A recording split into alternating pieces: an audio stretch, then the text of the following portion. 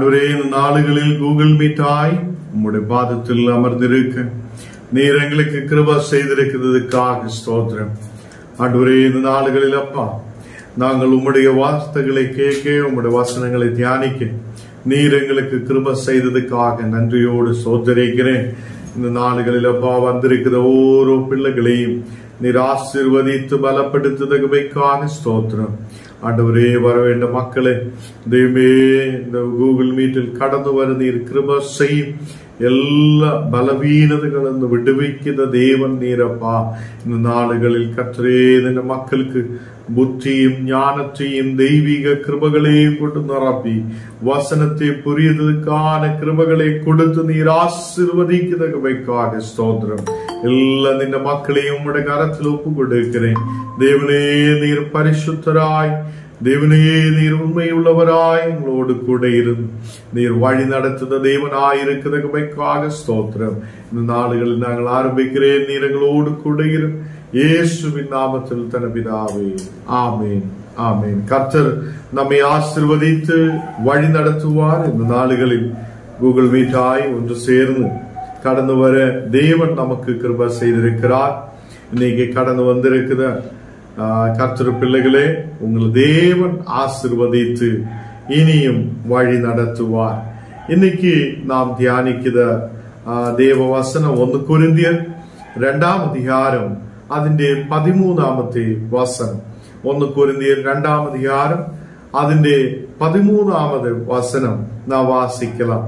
அவைகளை நாங்கள் மனுஷ ஞானம் போதிக்கிற வார்த்தைகளாலே பேசாமல் பரிசுத்த ஆவி போதிக்கிற வார்த்தைகளாலே பேசி ஆவிக்குரியவைகளோடு சம்பந்தப்படுத்தி காமிக்கிறோம். இங்கே வசனத்தில் நாம் பார்க்கும் போது அப்போஸ்தலனாகிய பவுல் சொல்லுகிறார், அவைகளை நாங்கள் மனுஷ ஞானம் போதிக்கிற வார்த்தைகளாலே பேசாமல். இந்த தேவனுடைய ஞானத்தை மனுஷனுடைய ஞானம் போதிக்கிற மாதிரி சில வார்த்தைகளாலே நாங்கள் பேச விரும்பியதில்லை. இன்னைக்குள்ள நாளுகளில் நாம் பார்த்தனால் அநேக மக்கள் சில வார்த்தைகளாலே பேசுவதை நாம் பார்க்கிறோம். மனுஷ ஞானத்தாலே பேசுத சில பேர் இருக்குதா? அதை நாம் எல்லாரும் சொல்லும், நாம் கர்த்தருடைய பிள்ளையாய் இருக்கிறார், தேவனுடைய பிள்ளையாய் இருக்கிறார். நாம் தேவனுடைய பிள்ளைகளாய் இருக்கும் போது ஆவிக்குரிய நிலையில் முன்னாடி கடந்து செல்லணும் என்னெல்லாம் சொல்லியால் கூட சில நேரத்தில் மனுஷ ஞானத்தை வைத்து பேசுவதை நாம் பார்க்கிறோம். மனுஷ ஞானத்தை வைத்து போதிக்கிறதை நாம் பார்க்கிறோம். இங்கே அப்போஸ்தலனாகிய பவுல் கொரிந்திய சபையோடு சொல்லுகிறார், நீங்க மனுஷ ஞானத்தை வைத்து சில வார்த்தைகளாலே பேசக்கூடாது.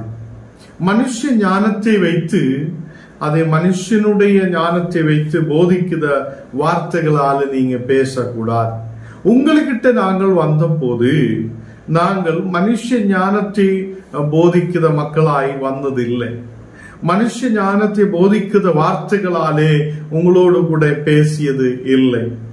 பரிசுத்த ஆவி போதிக்கிற வார்த்தைகளாலே பேசி உங்களை ஆவிக்குரிய மக்களாய் மாற்றி இருக்கிறது. இந்த நாடுகளில் தேவ பிள்ளைகளே, நீங்களும் ஆவிக்குரிய மக்களாய் இருக்க வேண்டும். ஆவிக்குரிய மக்களாய் இருக்கும் போது நம்முடைய பேசு வார்த்தைகள், நாம் பேசுறது, நாம் அதை போதிக்கிற வார்த்தைகள் எல்லாமே பரிசுத்த ஆவி போதிக்கிற அதை வார்த்தைகளாய் மாற்றப்படணும். சில பேர் நம்மை பார்க்கும் போது, ஊழியக்காரை பார்க்கும் போது பரிசுத்தமான வார்த்தைகளை பேசும். சில பேர் வீடுகளுக்குள்ளே கடந்து செல்லும் போது, அவங்க மக்கள் கூட இருக்கும் போது அவங்க மனுஷ ஞானத்தோட சில வார்த்தைகளை பேசுறது நாம் பார்க்கிறோம். கர்த்தர் பிள்ளைகளே, நாம் ஆவிக்குரிய மக்களாய் இருக்கிறதென்றால் நாம் பரிசுத்த ஆவி போதிக்கிற வார்த்தைகளாலே பேசுத மக்களாய் இருக்கணும். ஆவிக்குரியவர்களே அதை எடுத்து காண்பிக்கிற மக்களாய் மாற்றப்படணும். அதை இந்த நாடுகளில் என்னையும் உங்களையும் இந்த வசனம் ஒன்றுகூட அதை நம்மோடு கூட பேசுகிறார். நாம் கெட்ட வார்த்தைகள் அநேகர் பேசுகிறார். அநேகர் இந்த உலகத்தாரை மாதிரி வாழுகிறார். எப்படியோ இந்த உலகத்தில் வாழ்க்கையை முன்னாடி கொண்டு போகலாம் என்று நினைக்கிறார். தேவ பிள்ளைகளே, மனுஷ ஞானத்தோட ஞான்தான், என்னால முடியும், ஞானம் எல்லாமே செய்யும், என்னால எல்லாம் ஆகும் என்றெல்லாம் சொல்லுத வார்த்தைகள் நிப்பாட்டி கர்த்தரால் எல்லாம் ஆகும் என்று சொல்லப்படுதா ஆவிக்குரிய வாழ்க்கைக்குள்ள நாம் கடந்து வரட்டும். தேவனே, என்னால எதுவும் செய்ய முடியாது, எனக்கு என்னுடைய பலம் அதை கம்மியாயிருக்கிறது, என்னுடைய பலம் என்றென்றைக்கு நிலநிற்கிற பலம் அல்ல. தேவனே, நீர் உமது பலத்தால் என்னை நிரப்பி என்னை ஆசீர்வதிங்க என்று சொல்லணும். நாம் அதை தேவனுக்கு முன்பாக அதை நாம் பரிசுத்த ஆவி அதை போதிக்கிற வார்த்தைகளை பேசுத மக்களாய் மாற்றப்படணும். பரிசுத்த ஆவியினாலே போதிக்கிற வார்த்தைகள் நம் வாயின் மேல் இருக்கப்படட்டும். எப்போதும் ஆவிக்குரியவர்களை பேசுத மக்களாய் மாற்றப்படணும். ஆவிக்குரியவர்களை பேசுத, ஆவிக்குரியவர்களோடு கூட சம்பந்தம் அதை பண்ணி அவங்களுக்கு காண்பிக்கிற ஆவிக்குரிய வாழ்க்கையை காமிக்கிற மக்களாய், பரிசுத்த வாழ்க்கையை காண்பிக்கிற மக்களாய் நாம் மாற்றப்படணும் என்று அப்போஸ்தலனாகிய பவுல் இங்கே சொல்லுகிறார். எல்லாரும் தூங்கிட்டு இருக்கிறார் என்று நான் நினைக்கிறார். கர்த்தருடைய பிள்ளைகளே, கொஞ்ச நேரம் நமக்கு தேவ வார்த்தைகள் கிடைக்கிறார். இந்த நேரத்தில் நாம் உண்மையோட வேதத்தை எடுத்து வைத்து ஆவியோடு கூட உற்சாகத்தோடு கூட பரிசுத்த ஆவி நம்மோடு கூட பேசட்டும் என்று சொல்லி இருக்கட்டும். மனுஷ ஞானம் இருக்கிறது, மனுஷ ஞானத்தை போதிக்கிற மக்கள் இருக்கிறது. சில சபைகளில் நாம் பார்த்திருந்தால் அவங்களோட புத்திக்கு ஏற்ற மாதிரி அந்த சபைகளில் பேசப்படுகிறார். அப்படி அல்ல. பரிசுத்த ஆவி அதை எப்படி போதிக்கிறதோ அந்த வார்த்தைகளை எடுத்து பேசுத சபைகளாய் நம்முடைய சபைகள் மாற்றப்பட வேண்டும். நம்முடைய குடும்பங்கள் ஆவிக்குரிய வாழ்க்கையில் இருக்கிற குடும்பங்களாய் மாற்றப்பட வேண்டும். அதை இந்த நாளில் உலகத்திலே ஞானத்தோடு கூட, உலகத்திலே மனுஷருடைய ஞானத்தோடு கூட சில வார்த்தைகளை பேசி நாம் முன்னாடி கடந்து செல்ல முடியாது. ஏனென்றால் ஞானம் நீங்களும் ஆவிக்குரிய மக்களாயிருக்கிறோம். ஆவிக்குரிய மக்களாயிருக்கும் போது பரிசுத்த ஆவியால் போதிக்கிற வார்த்தைகள் நம்மையில் இருக்க வேண்டும். இந்த நாளுகளில் 1 கொரிந்தியர் 2ஆம் அதிகாரம் അതിന്റെ 14ാമത്തെ വചനത്തിൽ നാം വാസിക്കും പോது, ஜன்ம சுபாவமான மனுஷனோ தேவனுடைய ஆவிக்குரியவைகளை ஏற்றுக்கொள்ளான். ஜன்ம சுபாவமான மனுஷனோ தேவனுடைய ஆவிக்குரியவைகளை ஏற்றுக்கொள்ளான். அப்ப ஜன்ம சுபாவம் நம்மில் இருக்கும் போது நாம் ஆவிக்குரியவைகளை ஏற்றுக்கொள்ள மாட்டேன். அப்போ ஜன்ம சுபாவங்கள் நம்மிலிருந்து மாற்றப்படணும். பிறக்கும் போதே சில வார்த்தைகள் பேசிக்கொண்டிருக்கிறார். ஆவிக்குரிய வாழ்க்கையில் வந்ததுக்கு அப்புறம் அந்த வார்த்தைகள் மாற்றப்பட வேண்டும். அநேகருக்கு விரோதமாய் நாம் பேசிக்கொண்டிருந்த வார்த்தைகளே ஆவிக்குரிய வாழ்க்கையில் வரும்போது அது நமக்குள்ள இருக்கக்கூடாது. அப்போ ஜன்ம சுபாவமான மனுஷன் தேவனுடைய ஆவிக்குரியவர்களை ஏற்றுக்கொள்ளுவது இல்லை. அப்ப தேவனுடைய அது ஆவிக்குரியவர்களை ஏற்றுக்கொள்ளாத மனுஷர் யாரா இருக்கிறார்? அவங்க ஜன்ம சுபாவமான மனுஷராய் இருக்கிறது. அப்போ இன்னைக்கு என்னோட உள்ளே இருந்தும் உங்களுக்கு உள்ளே இருந்தும் ஜன்ம சுபாவங்கள் மாற்றப்படணும். ஹல்லேலூயா. அப்ப ஜன்ம சுபாவங்கள், என்னோட தகப்பனுக்கு இருந்த வார்த்தைகள், அதே என்னோட தகப்பனுக்கு இருந்த பேச்சுவார்த்தைகள், அம்மாவும் மேல் இருந்த பேச்சுவார்த்தைகள், அது குடும்பத்தின் மேல் இருந்த பேச்சுவார்த்தைகள் எல்லாம் நம்ம மேல் வரக்கூடாது. அதெல்லாம் நாம் எடுத்து மாற்றி நாம் கர்த்தருடைய பிள்ளைகளாய் மாற்றப்படணும். ஆவிக்குரிய பிள்ளைகளாய் மாற்றப்படணும். தேவ பிள்ளைகளே, இன்னைக்கு இங்கே வசனம் நான் வாசிக்கும் போது ஜன்ம சுபாவங்கள் மாற்றப்படும். ஜன்மனா கிடைக்கிற பாவங்கள், ஜன்மனா கிடைக்கிற வார்த்தைகள், யோசனைகள் எல்லாவற்றையும் நாம் தள்ளிவிட்டு தேவனுடைய பிள்ளைகளாய் நாம் மாற்றப்படணும் என்று சொல்லப்படுகிறார். நிறைய மக்களுக்கு இந்த நாளுகளில் ஆவிக்குரிய வாழ்க்கையில் சும்மா வாயாலே சொல்லுறது தான். ஞான் ஆவிக்குரிய வாழ்க்கையில் இருக்கிறார், ஞான் ஆவிக்குரிய வாழ்க்கையில் இருக்கிறார் சும்மாவே சொல்லுகிறார். அதே நாம் உண்மையாய் ஆவிக்குரிய வாழ்க்கையில் இருக்கிறதுனா பரிசுத்த ஆவி போதிக்கிற வார்த்தைகள் நாம் பேசுத மக்களாய் இருக்கும். எத்தனை பேருக்கு புரிகிறார்?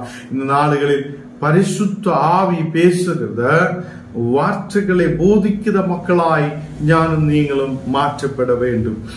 இங்கே வசனத்தில் வாசிக்கும் போது இங்கே நமக்கு பார்க்க முடியும், அவைகள் அவனுக்கு பைதகமானதோன்றும் அதே அவைகள் ஆவிக்கேற்ற பிரகாரமாய் ஆராய்ந்து நிதானிக்கப்படுவதானால், இங்கே நிறைய பேர் ஜன்ம சுபாவத்தோடு கூட இருக்கிறார், ஜன்ம சுபாவமான காரியங்களில் இருக்கிறார்.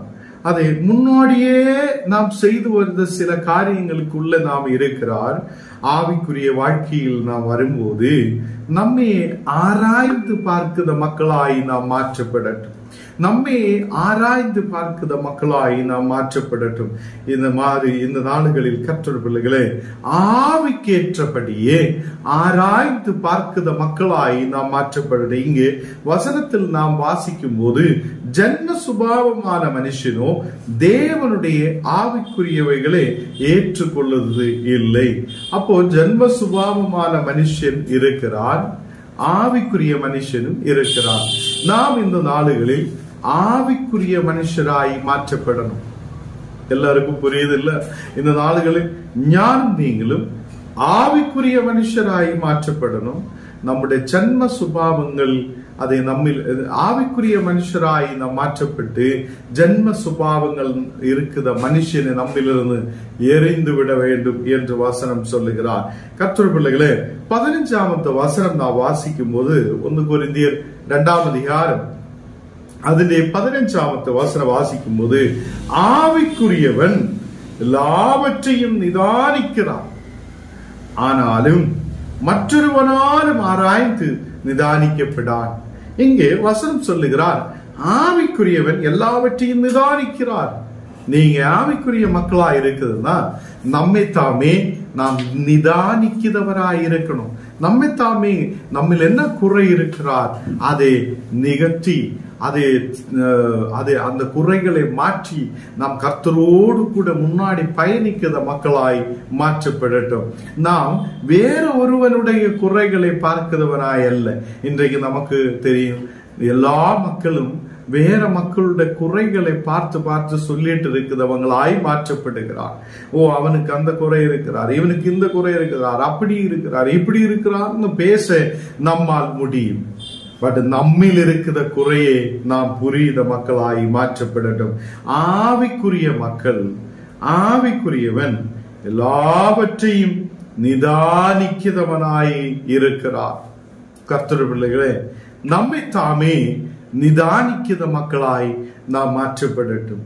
ஆனாலும் மற்றொருவனாலும் ஆராய்ந்து நிதானிக்கப்படுத ஒருவனாய் அல்ல, நாம் நம்மை தன்னை நிதானிக்கிறவராய் மாற்றப்படட்டும். 16வது வசனம் வாசிக்கும் போது அங்கு நமக்கு பார்க்க முடியும், கர்த்தருக்கு போதிக்கத்தக்கதாக அவருடைய சிந்தையே அறிந்தவன் யார்?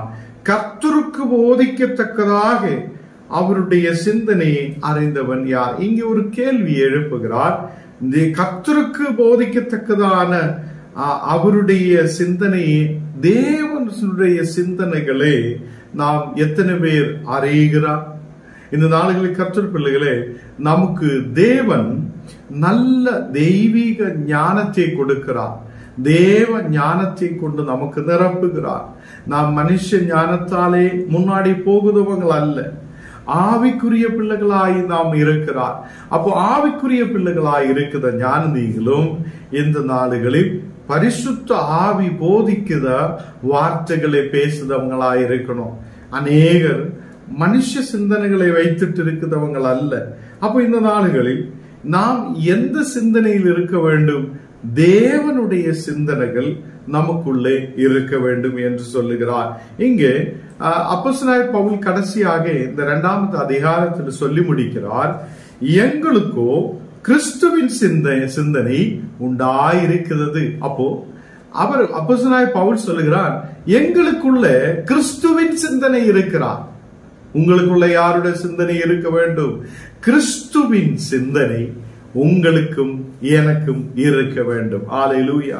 அப்போ நம்முடைய சிந்தனை என்ன இருக்கிறார்? என்ன குடிக்கும், என்ன சாப்பிடும், எப்படி வாழும், எப்படி உடுக்கும், என்ன ட்ரெஸ் கிடைக்கும், எப்படி வாழலாம், இதுதான் நம்ம சிந்தனை. நம்ம சிந்தனை எப்போதும் என்ன இருக்கணும்? கிறிஸ்துவின் சிந்தனை நமக்குள்ள இருக்கணும். அவர் நம் தேவைகளை சந்திப்பார், அவர் நம்மை வழி நடத்துவார், அவர் நம்முடைய குறைகளை மாற்றுவார், அவர் நம்மை நடத்துதவராய் இருக்கிறார் என்று ஆவிக்குரிய நிலையில் யோசிக்கிற மக்களாய் மாற்றப்படட்டும். அப்ப 2 விதமான மக்கள் இருக்கிறார். மனுஷ ஞானத்தோட பேசுதவனும் இருக்கிறார், ஆவிக்குரிய பரிசுத்த ஆவியால பேசுத மனுஷனும் இருக்கிறார். அப்ப பரிசுத்த ஆவி நமக்கு போதிக்கும், பரிசுத்த ஆவி நமக்கு போதிக்கிற வார்த்தைகளை பேசுதவங்களாய் ஞானம் நீங்களும் மாற்றப்படணும். அதே மாதிரி ஆவிக்குரிய சிந்தனை இருக்கிறவனும் இருக்கிறார், உலக பிரகாரமான சிந்தனை இருக்கிறவனும் இருக்கிறார். அப்போ நம்ம எப்படிப்பட்ட சிந்தனை நமக்கு இருக்கணும்? ஆவிக்குரிய சிந்தனை இருக்கணும். ஆவிக்குரிய சிந்தனை இருக்கும்போது வாயிலிருந்தும் ஆவிக்குரிய வார்த்தைகள் தான் வரும். ஹல்லேலூயா. ஆவிக்குரிய சிந்தனை இருக்கும்போது வாயிலிருந்து என்ன வரும்? ஆவிக்குரிய வார்த்தைகள் தான் வரும். ஹல்லேலூயா. இந்த நாளுகளில் அநேகர் அதை உலக பிரகாரமான வார்த்தைகள் நம் வாயில் வருகிறார், உலக பிரகாரமான சிந்தனைகள் நமக்குள்ளே வருகிறார், உலக பிரகாரமான ஞானம் நமக்குள்ள வருகிறார்.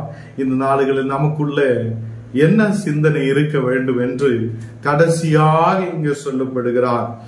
எங்களுக்குள்ளே கிறிஸ்துவின் சிந்தனை உண்டாயிருக்கிறது. கர்த்தருடைய பிள்ளைகளே, இன்றைக்கு உங்களுக்குள்ள கிறிஸ்துவின் சிந்தனை இருக்கப்படட்டும். இன்னைக்கு உங்களுக்குள்ள கிறிஸ்துவின் சிந்தனை இருக்கப்படட்டும். அவர் நம்மை ஆசீர்வதித்து வழி நடத்துதவர். கிறிஸ்து நம்மை ஆசீர்வதித்து வழி நடத்துத தேவன். கிறிஸ்து நமக்கு ஞானத்தை கொண்டு நிரப்புத தேவன். கிறிஸ்து நம்மை ஆவிக்குரிய வாழ்க்கையில் பலப்படுத்தி நடத்துத தேவன். எத்தனை பேர் நம்புகிறார்? இந்த நாடுகளில் ஆவிக்குரிய பிள்ளைகளாய் இருக்கிற ஞானம் நீங்களும் எப்படி வாழணும் என்று இங்கே சொல்லப்படுகிறார். நாம் எப்படி ஆவிக்குரிய மக்கள் என்று எப்படி நமக்கு புரியும்?